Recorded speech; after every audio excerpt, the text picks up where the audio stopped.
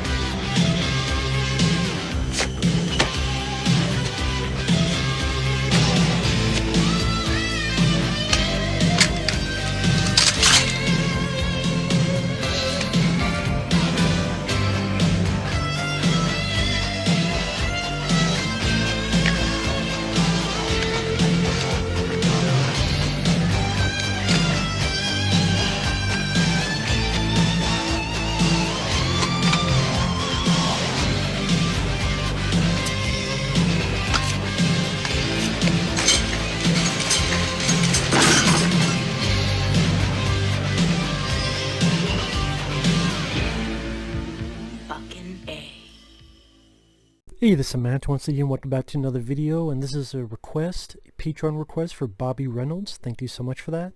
If anyone wants to request me pretty much any type of videos, reviews, video topics, whatever, you can either do that by joining my Patreon or send in a request directly to my PayPal. The links are down below in the info box. If not, no worries, but if so, thank you.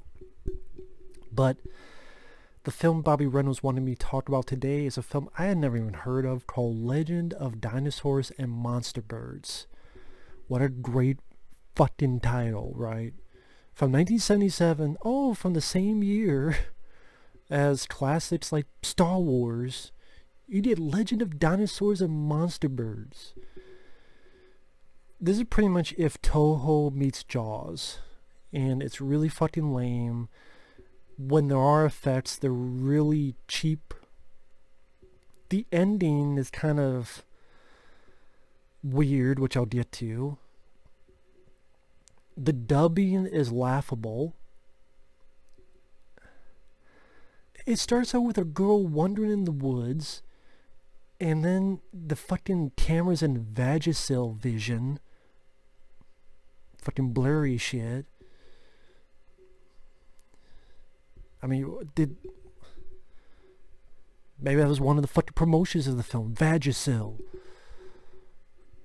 And then she falls in a cavern, and there's ice and some eggs, and she runs out, and a construction crew finds her. And before, I guess, she falls into a coma or whatever, she tells her story, and then the story gets out, and this geologist, who, I guess he thinks some fucking suave shit. He has one of these fucking hats. Not this hat, but I don't know what the hell kind of hat. Almost the kind of hat Sherlock Holmes or someone will fucking have. And he goes off to Mount Fuji to find these eggs. And you don't know anything. Those eggs don't come back to the last 20 minutes of the fucking movie. So these eggs, or really egg, because one hatches, very beginning, and then the last 20 minutes. The rest of it, it's...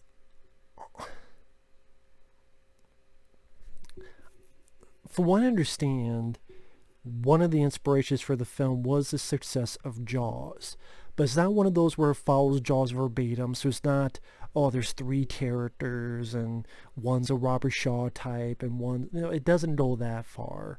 But there are elements that make one think of Jaws. There is a festival going on. At one point there's a prank involving a fin. And people realize it's a fake. And they find the people who did it. But then a few minutes later the real thing happens. And people don't buy it at first because it was just a prank. Remember in Jaws, he made me do it.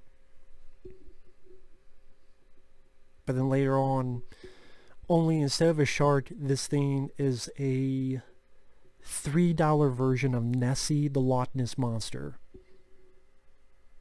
But this is Mount Fuji. They don't call it Nessie, but that's pretty much what it's supposed to be.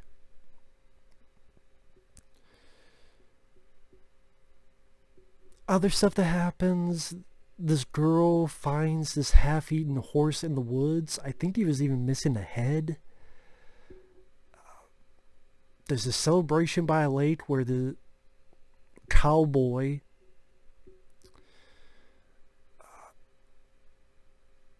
like an Asian cowboy. I don't know why, I just keep thinking of that song, like a rhinestone cowboy, but then I think of the High School High version with John Lovitz. Ha ha ha ha. Some random shit always pops in my head. If you don't want to, just check out the trailer to High School High. Like a rhinestone, stone. I need more entertainment out of that than this. Because I found the film rather boring. I didn't care about the characters. When the effects... If people think the effects in the Godzilla movies are bad... No, this is bad. You know, if you... People want to make fun of the effects in the 70s and 50s Godzilla films. No, this is bad. This is cheap.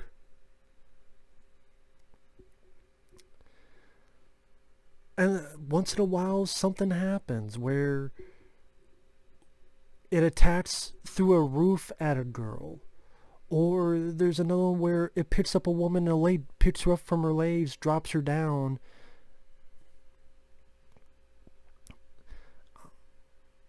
This one bit I was surprised by. It's really the only gory bit of the movie. Where a person finds that woman later, they pick her up, but it's only half the body. Of course, I saw that done better in films like Alligator, which came out a few years after with Robert Forster. And that's what I mean. I looked at a film like Alligator that came out in 1980, which I have reviewed on here, which might have taken inspiration from Jaws, perhaps. Maybe not really, because there's really not too much connection with Jaws, but I'm sure it got made because of the success of films like Jaws. What's another animal? Grizzly did a lot better than this. I like Grizzly. But Alligator, that had a scene where someone was bitten in half and they picked him up, and I think even Lake Placid did that, and that's a better movie than this. Because some of these movies I'm talking about have better writing, they have actual characters you could care about, and that doesn't cost anything budget-wise.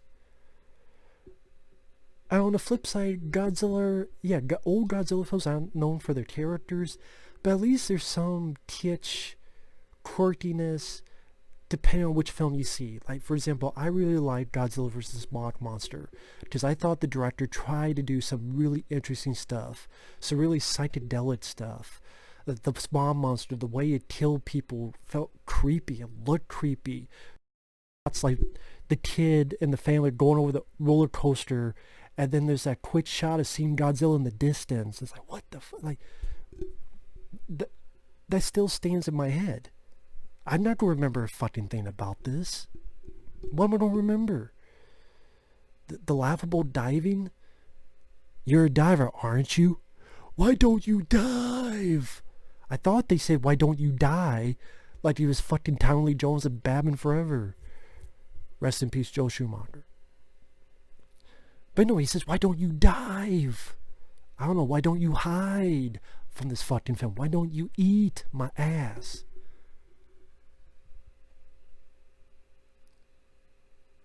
So after little, Nessie goes on its little rampage, then the guy, our lead guy, wants to go after it because, and I quote, I want to see it. I want to burn the memory in my mind. This is after hitting this lady that apparently he was in love with. Like, she's like, don't do this, and our lead guy fucking smacks her, and then goes, I want to see it. I want to burn the memory. Yeah, this is our lead, ladies and gentlemen. This is our lead. Smacking women, smacking bitches, and going, I want to see it.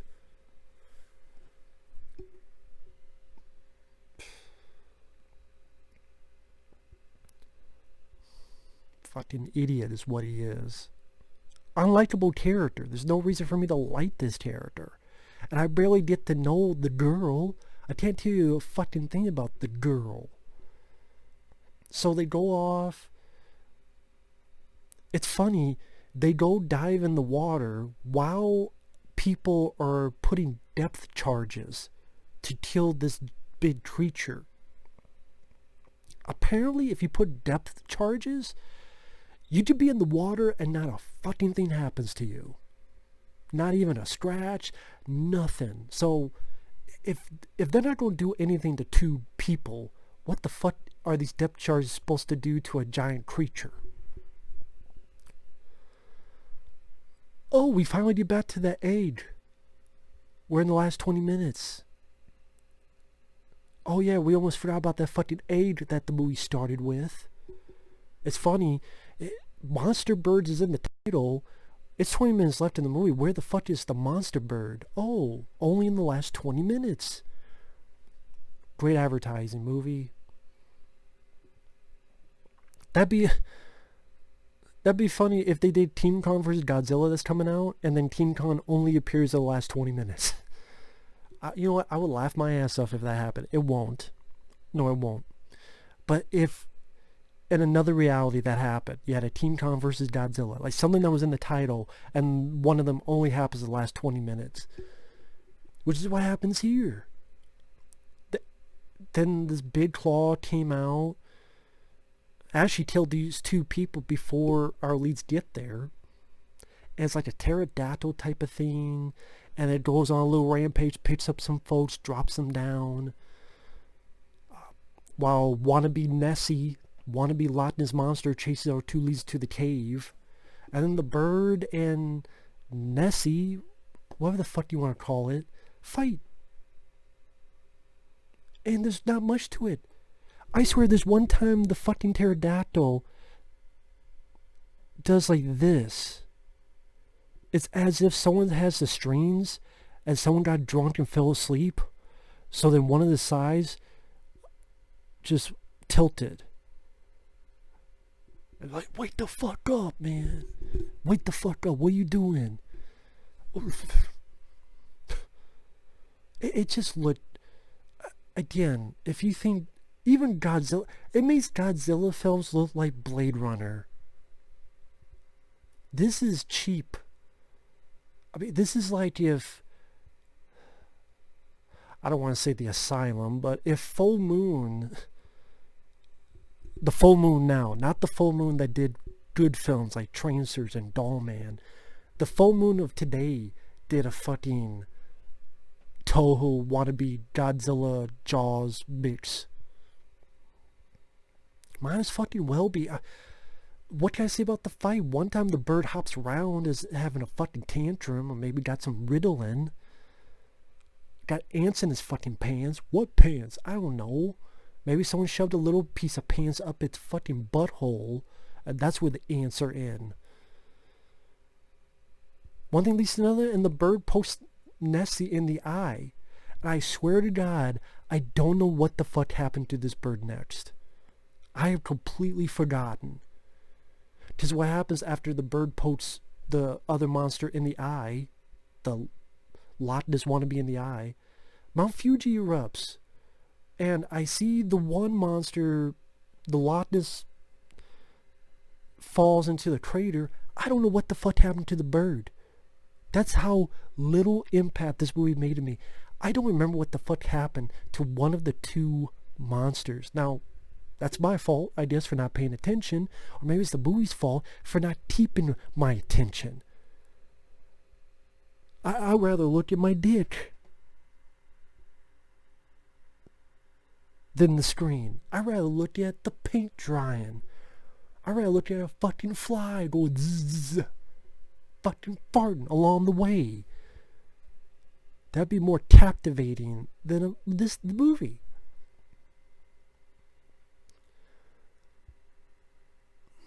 I mean, I'm building this up as if it's the worst thing ever. It's just more forgettable, boring, no characters I liked. Maybe some people enjoy it at a bad level with some of the bad dubbing and some of the cheap, wonky puppetry effects. If that's the case, cool, but not for me. And I said, like, the ending's a bit weird because there's all this lava. The girl's hanging there on a branch. The guy grabs her, right? And then the shot's like this, grabs her. It freezes. Cuts to lava. And then the end. And I had to sit there for a full fucking 2 minutes, not 1, 2 minutes, and go, did they die? Did they live? Did they escape the lava? He grabbed the lady. But grabbing the lady's hand, then you cut to lava, and then you go to the end. Was it trying to be ambiguous?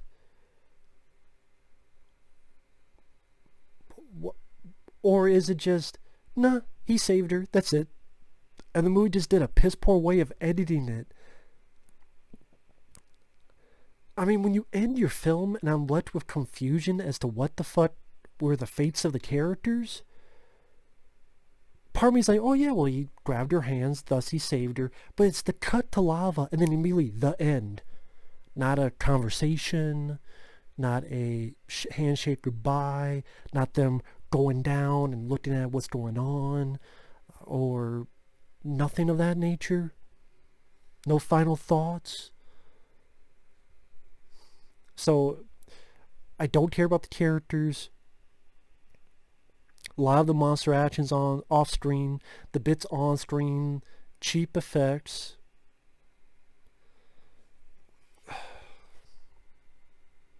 One of the title monsters doesn't appear to the last 20 minutes.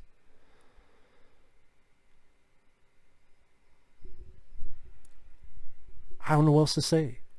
I don't know what else to say. I thought it was a lame, boring, forgettable movie. But thanks for watching. Take care. We'll see you guys later. Bye-bye.